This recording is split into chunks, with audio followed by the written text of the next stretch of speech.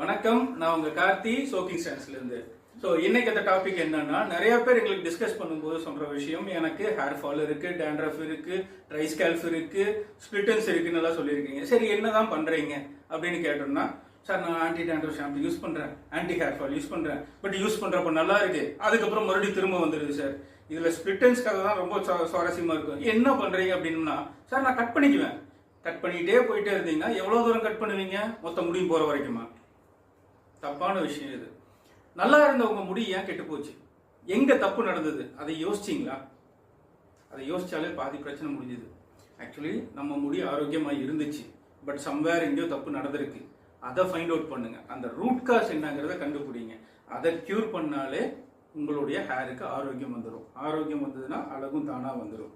But இதை விட்டுட்டு நீங்க பண்ற டெம்பரரி சொல்யூஷன்ஸ் எதுவுமே உதவாது, வேலைக்கு ஆகாத ஒரு விஷயம். சரிங்களா? உங்களால் அப்படி கண்டுபிடிக்க முடியல, உங்களுக்கு ஏதாவது டவுட்ஸ் இருக்கு அப்படின்னா கூட எங்க எக்ஸ்பர்ட்ஸ் கிட்ட நீங்க வாட்ஸ்அப் பண்ணீங்கன்னா அவங்க கூட உங்களுக்கு கைடன்ஸ் கொடுப்பாங்க. சரிங்களா?